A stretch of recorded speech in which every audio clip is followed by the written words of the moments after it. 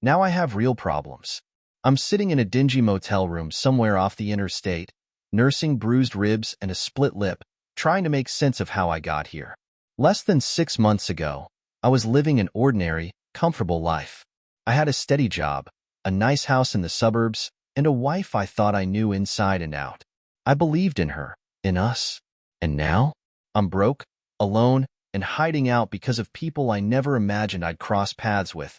Criminals, gangsters, men who make Rico look like an amateur. The irony of it all is, I wasn't the one who stepped out of line.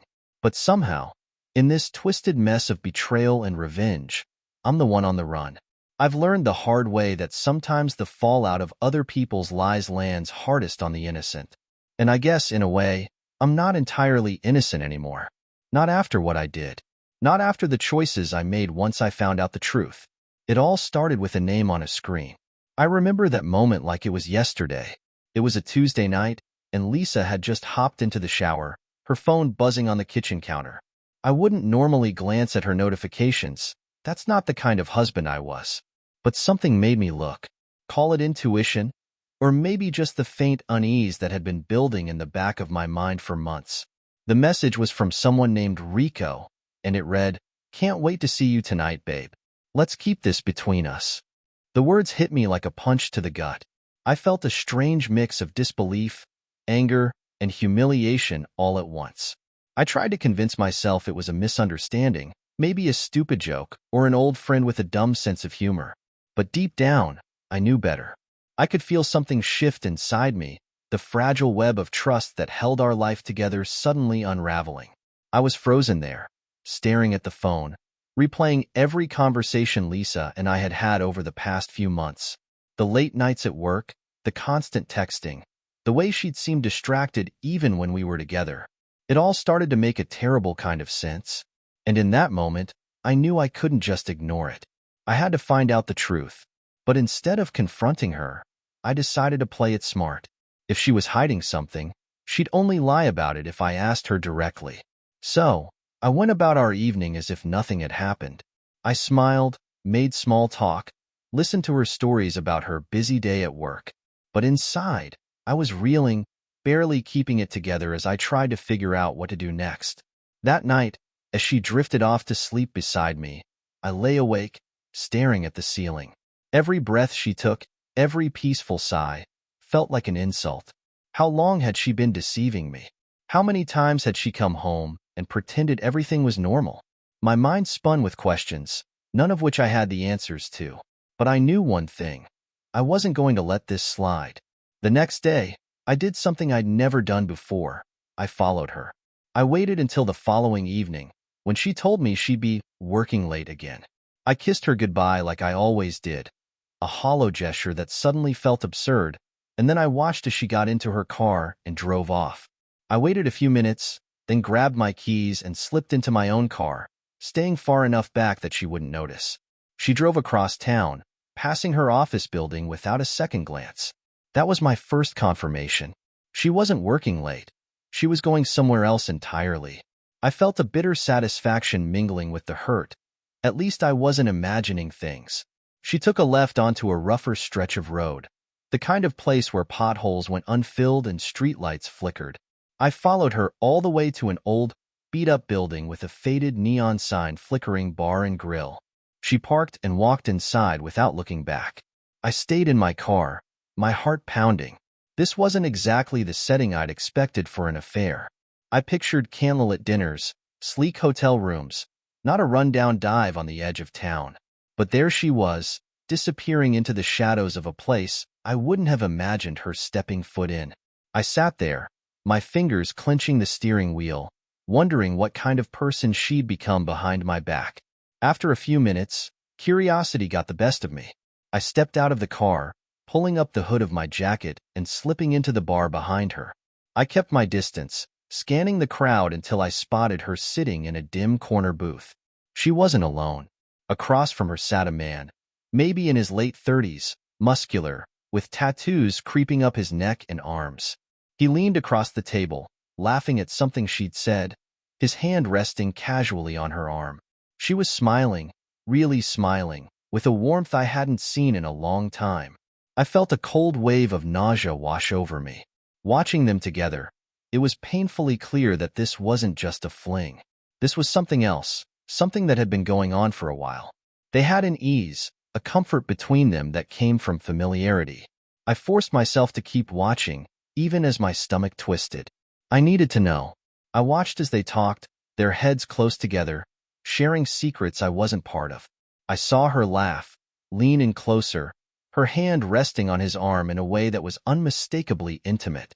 And I watched as they got up, paid the tab, and left together, his arms slung over her shoulders. I followed them outside, staying just close enough to keep them in sight. They walked down the street, talking and laughing, completely oblivious to the fact that I was there. I watched as they reached his car, and he pulled her into a kiss, deep and lingering, right there on the sidewalk. My heart shattered in that moment, a sharp, twisting pain that left me breathless. They drove off together, and I was left standing there in the cold, trying to process what I'd just seen. Over the next few days, I was consumed with one thought. I needed proof. I wasn't going to let her gaslight me, to make excuses or deny what was right in front of me. I needed undeniable, irrefutable evidence. I started by installing spyware on her phone, something I never imagined I'd do. But desperate times called for desperate measures. I monitored her calls, her messages, her social media, and little by little, the truth started to emerge. Her messages to Rico were filled with secrets, plans, and intimate promises. They talked about everything: his dreams, her complaints about me, even their plans for a life together once she'd figured out a way to handle things. She told him how easy I was to fool, how clueless I'd been, and how she just needed a little more time before she could finally break free. The worst part was realizing how much she'd been lying to me about other things, too. She wasn't just having an affair. She was hiding money, siphoning off funds from our joint accounts and stashing them in cash. And Rico, he wasn't just some random guy. He was a career criminal, someone with a record as long as my arm. I found articles linking him to drug trafficking, petty theft, even assault. And here he was, plotting a life with my wife, using my own money to fund his schemes. I was furious, but I didn't let it consume me. Not yet. I had to play it smart. Over the next few weeks, I gathered every piece of evidence I could. I placed hidden cameras around the house, capturing their late-night calls, their whispered plans, and every time she would count the cash she'd skimmed from our accounts. I watched as she hid the stash in places I'd never think to look: beneath floorboards, inside old boxes in the attic. She'd become a stranger, someone I couldn't recognize, and each new revelation only steeled my resolve. This wasn't just infidelity. This was theft, betrayal, and conspiracy. She had stolen our life, our future, and I wasn't going to let her walk away unscathed. One night, as I reviewed the footage I'd gathered, I stumbled upon a conversation that changed everything. She was on the phone with Rico, and her words froze me in my tracks. "I just want him out of the way," she whispered, her voice cold and unrecognizable. "Once we're done, I don't want to see his face again." Rico laughed, a low, sinister sound. "Don't worry, babe. We'll handle it. He'll never know what hit him." I sat there, stunned, feeling a chill run down my spine. This wasn't just an affair or a plan to siphon off money. They were talking about getting rid of me, permanently. The conversation I overheard shattered whatever remained of my composure. They weren't just betraying me. They were planning something far more sinister, something that would end with me gone from the picture entirely. They had no idea I'd been listening, watching, tracking their every move. And that knowledge, the fact that I knew more than they realized, became my only weapon. I stayed up all night, sitting in my darkened office, piecing together a plan. Rage and hurt surged through me in waves, but I pushed them down. Emotions wouldn't save me. Strategy would. I realized that I couldn't just walk away from this or confront her head-on. If I did, they'd simply accelerate their plan. I had to be smarter than them, more patient. If they wanted to play games with my life, I'd make sure I was the one writing the rules. The next morning, I went to the bank and transferred the bulk of our savings into a newly created account under a name neither Lisa nor Rico would be able to trace. I knew she'd notice, but I planned to explain it away as a temporary investment. I made a point of keeping a cool, casual demeanor around her, careful to act as if everything was normal. Over the next week, Lisa's behavior became increasingly erratic.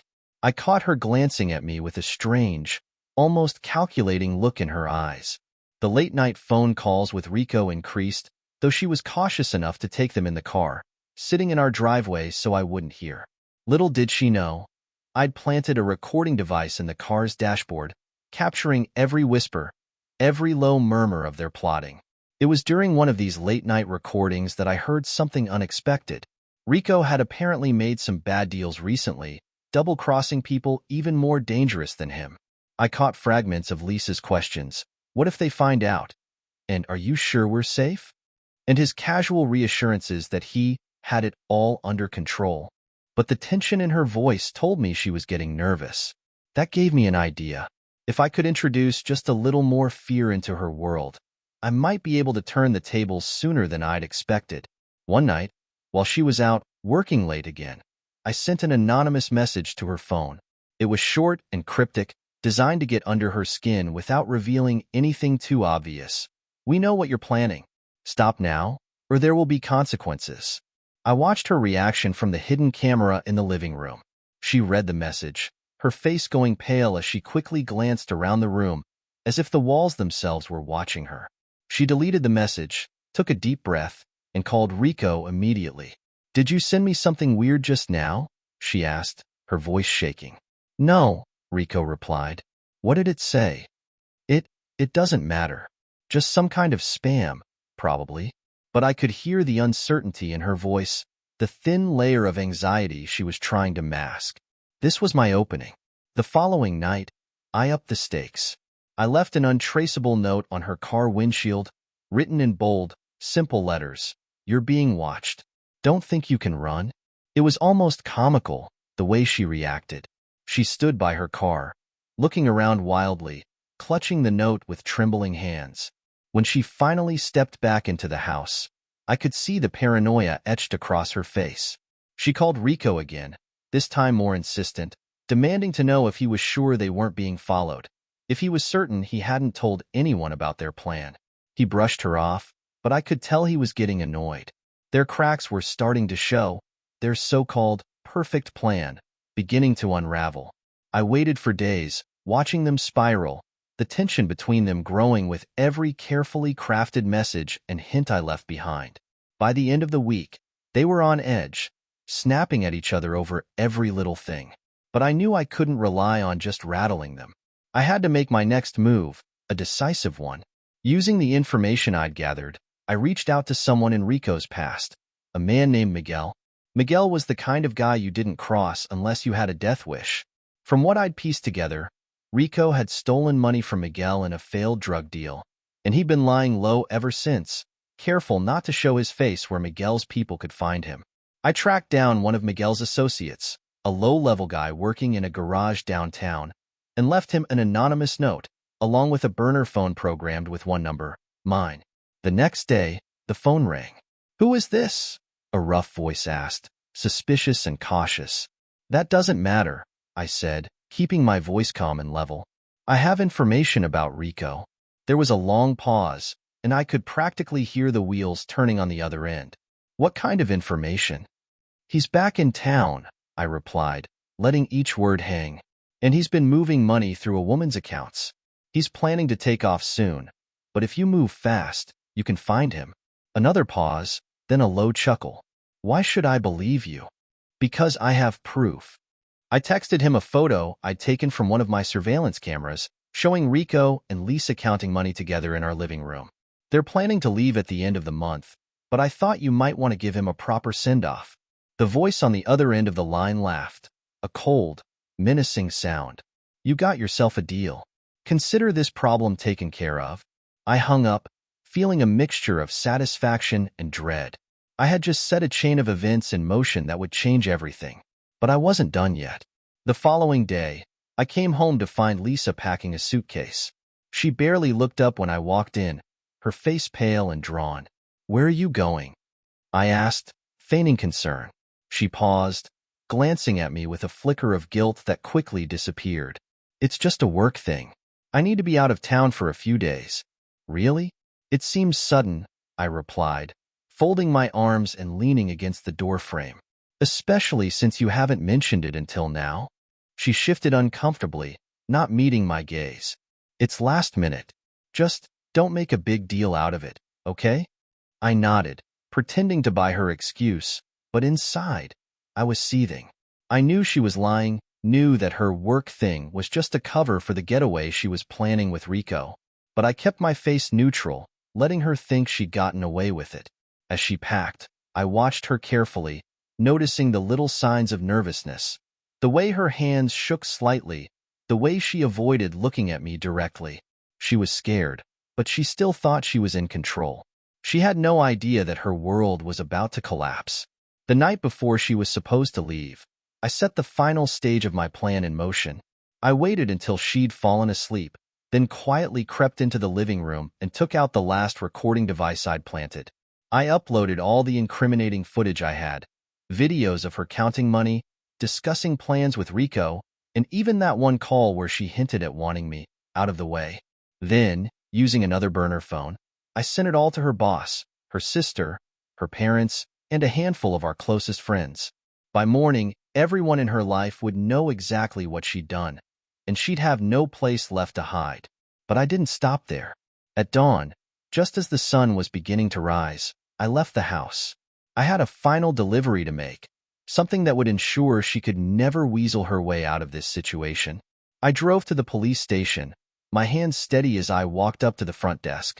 I have evidence of an ongoing criminal operation, I told the officer on duty, pulling out the flash drive with all the recordings and documents I'd collected. It involves my wife and a man named Rico Mendoza. I'm willing to cooperate fully. The officer raised an eyebrow, taking the drive and glancing at me with a mix of curiosity and suspicion. We'll take a look. But if what you're saying is true, you're going to need protection. These are dangerous people. I understand, I replied, my voice steady. But believe me, officer, they're about to face consequences they never saw coming. I left the station feeling a strange sense of finality. I knew that by the time Lisa woke up, her life would be in ruins. Her friends, her family, her reputation, all destroyed by her own actions. And as for Rico, I had no doubt that Miguel and his men would handle him, making sure he paid for every debt, every betrayal. But there was one last twist I hadn't anticipated. As I pulled into my driveway, a black SUV pulled up behind me, blocking me in. Two men stepped out, each built like a brick wall, their faces cold and impassive. "Mr. Caldwell?" one of them asked, his voice low and dangerous. I nodded, heart pounding. "Yes? We need you to come with us. It's about Rico. He made some arrangements, and unfortunately for you, they include tying up loose ends." I froze, realizing too late that Rico had covered his tracks in ways I hadn't foreseen. He'd left a parting gift, one final attempt to eliminate me, even as he was on the run himself. As I sat there, pinned between two towering men, a cold realization washed over me. I'd underestimated Rico. He wasn't just a petty criminal. He was smart, strategic, and ruthless. And now, even as he ran from his own enemies, he'd left a trap for me, ensuring that I'd be eliminated if he couldn't deal with me himself. The man on the left leaned into my car window, his eyes cold and calculating. "We're going to take a little drive, Mr. Caldwell. No need to make this difficult." I swallowed, forcing myself to stay calm. My mind was racing, analyzing my options. If I resisted, they'd likely rough me up, or worse. If I went quietly, maybe, just maybe, I could find a way out. So I nodded, feigning compliance, and stepped out of the car. They escorted me into the back of the SUV, locking the doors with a chilling finality. As the SUV sped off, I subtly glanced around, taking in every detail: the smell of leather seats, the sound of the engine, the faint rattle in the dashboard. I needed to stay alert, to memorize every detail that could help me escape. The men sat in silence, one on either side of me, their faces expressionless. After about 20 minutes, we pulled up to an abandoned warehouse on the outskirts of town. Classic. I'd seen enough crime shows to know this wasn't going to end with a friendly warning. They led me inside, past rows of rusted machinery and broken windows, until we reached a back room with a single chair in the center. One of the men gestured for me to sit, and reluctantly, I obeyed, my mind working overtime. There had to be a way out, a way to turn this around. Rico was smart, but so was I, and I'd come prepared. As they began to search me, I held my breath, hoping they'd overlook the tiny device hidden in the lining of my jacket. It was a small transmitter I'd picked up as part of my revenge toolkit, a precaution in case things went south. I'd activated it the moment I got into the car, and if all went according to plan, Rick, the private investigator I'd hired, would have picked up the signal by now. One of the men patted down my jacket, his hand brushing right over the transmitter. I held my breath, praying he wouldn't feel it. But he didn't seem to notice, and after a moment, he stepped back, satisfied that I was unarmed. "Look," I said, trying to keep my voice steady. "I don't know what Rico told you, but I'm just a guy who got mixed up with the wrong people. Let me go, and I'll disappear. You'll never hear from me again." The man in front of me smirked, crossing his arms. "Nice try. But Rico wants you out of the picture. Permanently. Now, the way I see it, you've got two options. You can tell us where the money is, or we can make this a lot more unpleasant." I felt a pang of panic, but forced myself to stay calm. "Money?" I asked, genuinely confused. "What money?" The man's smirk faded. "Don't play dumb. Rico stashed cash somewhere, and we know you helped him move it. Now, are you going to talk, or do we have to get creative?" The pieces clicked into place. Rico must have hidden a substantial amount of money before he went on the run, and he'd framed me to cover his tracks. Now these goons thought I was his partner, holding onto his stash. I almost laughed at the irony. Not only had Lisa betrayed me, but her lover had set me up as his fall guy. But I wasn't out of options. I just had to buy time.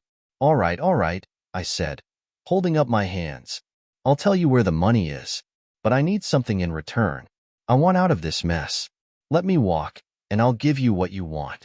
The man's gaze narrowed, suspicion flickering in his eyes. "We'll see. Talk." I took a deep breath, stalling as I tried to think of a location that would send them on a wild goose chase. It's in a storage unit on the east side of town. Unit 47B. I'll give you the key if you promise to let me go." The man exchanged a glance with his partner, who shrugged. "Fine. If you're lying, you'll regret it." I handed over my house key, hoping they wouldn't question the ruse. And as they turned to leave the room, I tensed, waiting for the right moment. Suddenly, a loud crash echoed from the entrance of the warehouse. The men spun around, distracted by the noise. I took the chance, grabbing a rusted metal pipe lying nearby and swinging it as hard as I could at the closer man's knee. He let out a grunt of pain, collapsing to the ground, and I lunged for the door. Behind me, I heard one of the men shout, but I didn't stop. I ran through the maze of hallways, my heart pounding as I dodged piles of debris and broken equipment. Somewhere in the distance, I could hear sirens approaching. Rick had come through after all. I burst out of the warehouse just as two police cars pulled up, their lights flashing. I stumbled towards them, gasping for breath, relief flooding me as the officers jumped out and rushed towards me.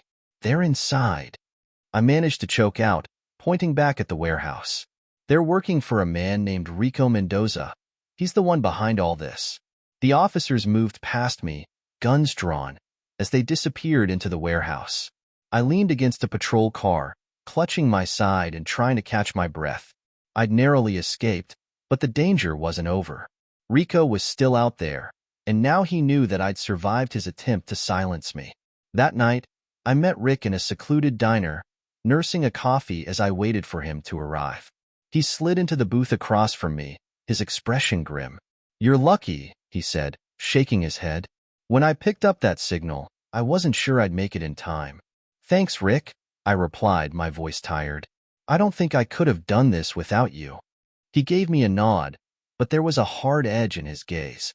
"Listen, Alex, this guy Rico, he's not going to stop. You embarrassed him. You're a loose end, and he's going to want you gone, no matter what it takes." "I know," I said, staring into my coffee, "which is why I need your help. I want to take him down, Rick, permanently." but I need to do it quietly, without him seeing it coming. Rick leaned back, considering me for a moment. You're playing a dangerous game, Alex. But I've got some contacts. We might be able to dig up enough on him to keep him busy, or get him locked up for good. I nodded, my resolve hardening. Then let's do it. I want him to know what it feels like to have his life torn apart. Over the next few days, Rick and I put together a plan, working in secrecy to avoid tipping off Rico or his associates. Rick's contacts in the underworld fed us information about Rico's movements, his safe houses, and his other criminal dealings. We discovered that he was involved in a network far larger than I'd realized: drug trafficking, money laundering, even black market arms deals. Rico had created a vast empire, but he'd left a trail of evidence behind. All we had to do was find the right pieces and make sure they landed in the right hands. I spent hours every night studying his network, mapping out his connections, his alliances, and his weak points. And as we dug deeper, we found a vulnerability: a shipment of drugs scheduled to come into the city port, one he couldn't afford to lose. If we could sabotage that shipment, we'd hit him where it hurt. The night of the shipment, Rick and I positioned ourselves at the docks, hidden in the shadows as we watched Rico's men unload crates from a freighter. I could feel the tension in the air, the adrenaline pulsing through me as I clutched a camera, recording everything. We watched as they moved the crates, snapping photos and recording footage that would tie Rico directly to the operation. And then, just as planned, Rick made the call to the police, alerting them to an anonymous tip about suspicious activity at the docks. Within minutes, the sound of sirens filled the air, and Rico's men scattered, some trying to escape, others pulling weapons. Rick and I stayed low, watching as the police stormed the scene, arresting everyone in sight. We slipped away before they could spot us, leaving Rico's empire in shambles. But I wasn't done. The next morning, I arranged for a package to be sent to Rico's last known safe house. Inside was a USB drive loaded with photos, videos, and documents linking him to the shipment, along with a note: "This is just the beginning. You tried to destroy my life, but now it's your turn to watch everything fall apart." I knew he'd be furious, that he'd want revenge. But this time, I was ready. I waited for the storm to come. After the raid at the docks, I knew Rico would be scrambling to recover from the damage I'd done. His men were either in custody or hiding, his finances drained by the busted shipment, and his empire was teetering on the edge. But Rico was like a cornered animal, dangerous, unpredictable, and willing to go to any length to protect himself. The next few days were quiet. Too quiet. I knew he wouldn't let this go. The message I'd left for him in that package was a declaration of war, and I could almost feel him breathing down my neck, planning his next move. He'd come for me soon. The waiting gnawed at me, each hour passing with an eerie calm. I didn't leave anything to chance. My house was rigged with hidden cameras, alarms, and tripwires connected to my phone. I knew that when Rico came, he'd come with everything he had left. So I stayed vigilant, my senses sharpened, preparing for the final strike that would end this game once and for all. Then, one evening, just past midnight, I heard the sound I'd been waiting for: a faint crunch of gravel outside, followed by the soft creak of footsteps. I turned off the lights, moving silently to my window, peering through a crack in the blinds. There he was. Rico stood outside, flanked by two men, both armed. His face was harder than I'd ever seen it, twisted with rage, his eyes scanning the house like a predator. My pulse raced, adrenaline flooding through me. This was it, the endgame. And for the first time since I discovered Lisa's betrayal, I felt an odd sense of clarity, of purpose. I moved quickly, pressing a button on my phone to trigger a silent alarm that would alert Rick, who was stationed a few blocks away. I'd asked him to keep watch that night, knowing that if Rico came, I'd need backup. But until Rick arrived, it was just me and them. The back door creaked open, and I heard their footsteps as they stepped into the house, moving with quiet precision. They were hunting me, thinking they'd find an easy target, a man caught off guard. They didn't know that every step they took was being recorded, that each movement was captured by cameras I'd hidden around the house. I waited in the dark, my heart pounding in my chest as I listened to them move through the rooms, getting closer. I positioned myself in a corner of the living room, just out of sight, watching the faint glow from their flashlights dance along the walls. Rico's voice was a low growl, laced with fury. "Find him. I want this over tonight." I felt a thrill of satisfaction at the desperation in his tone. He was losing control, unraveling, and he'd walked right into my trap. As his men split up, I moved silently to the opposite end of the room, positioning myself near a bookshelf where I'd hidden my own weapon, a small but powerful stun gun I'd bought for self-defense. I held my breath, waiting for one of them to come closer. One of Rico's men moved into the living room, his gun raised, his eyes scanning the shadows. I stayed perfectly still, hidden in the corner. He was only a few feet away when I lunged forward, jamming the stun gun into his side. He let out a muffled grunt, collapsing to the floor, twitching as the shock coursed through him. Rico heard the commotion, his flashlight beam swinging towards me as I ducked back into the shadows. "Where are you, Alex?" he snarled, his voice laced with menace. "Come out and face me like a man." I stayed silent, letting the darkness and the tension work in my favor. He was angry, unhinged, and I could hear the frustration building in his voice. "Think you're smart, huh?" he taunted. "You're nothing, Alex. Just a stupid husband who got in over his head." I could almost laugh at the irony. This was the same man who'd thought he could steal my wife, my money, my life. And now he was the one who was desperate, cornered in my own home. Slowly, I moved towards the kitchen, slipping behind the counter as I watched Rico stalk through the living room, his flashlight casting eerie shadows on the walls. He was alone now, his other man too busy writhing on the floor to be of any help. Then, just as Rico stepped into the kitchen, I flicked on the lights, flooding the room with brightness. "Looking for me?" I asked, my voice cold. He froze, his gun aimed directly at me, his face a twisted mask of fury. "You just couldn't stay out of it, could you?" he spat. "I tried to let you walk away, Alex. I tried to give you a chance." "You tried to kill me," I replied, my gaze steady. "You ruined my life, turned my wife against me, and now you think you can just waltz in here and finish the job?" He laughed, a harsh, bitter sound. "Lisa was never yours, Alex. She was just bored, and you were convenient. You were a means to an end." I felt a pang of anger at his words, but I forced myself to stay calm. I couldn't let him provoke me, not now. "That's where you're wrong," I said, stepping forward slowly. "You and Lisa underestimated me. You thought I was weak, that I wouldn't fight back. But you're the one standing here, losing everything." He raised his gun, his finger hovering over the trigger. "You think you're so clever, don't you? Well, this is the end of the line for you, Alex." But just as he was about to fire, the sound of sirens filled the air, growing louder with each passing second.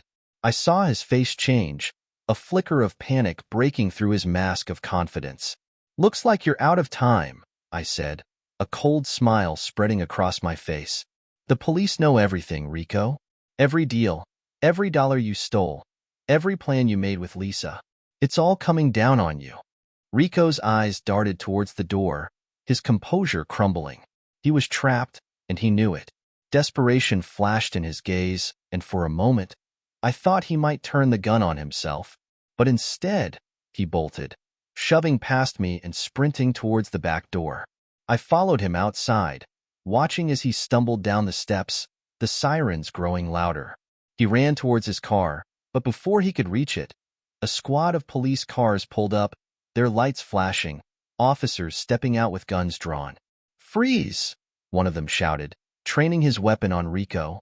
Rico hesitated, glancing back at me with a look of pure hatred. "You did this," he snarled, his voice laced with venom. I met his gaze, feeling a surge of satisfaction. "This is your own doing, Rico. You played with fire, and now you're getting burned." With nowhere left to run, Rico dropped his gun, his shoulders slumping in defeat. The officers moved in, cuffing him and leading him to one of the patrol cars. As they read him his rights, I watched, feeling a strange sense of closure wash over me. But I wasn't finished yet. I'd prepared one last piece of revenge, something personal that I knew would haunt him long after he was behind bars. I'd sent the recording of his conversations with Lisa, their whispered plans, their betrayals, to his former partners, the same men he'd double-crossed before he'd set his sights on me. By the time they found out he was in custody, Rico would be a marked man, even from behind bars. His life, his empire, his reputation, it was all gone, destroyed by his own arrogance. And Lisa? She'd face the consequences too. I'd made sure of that. As the police cars pulled away, I stood alone in the cold night, watching the taillights disappear down the road. It was over. The revenge I'd plotted, the pain I'd endured, it had all led to this moment. And as I turned back towards my empty house, a sense of freedom washed over me, a weight lifted from my shoulders. I'd taken back control of my life, reclaimed what was mine. Rico and Lisa were out of my world, their schemes shattered, their lives in ruins. I had my closure, and now, finally, I was free to move forward, to leave the past behind. And that's how it ended. If you enjoyed this story, don't forget to subscribe, like, and comment your thoughts below.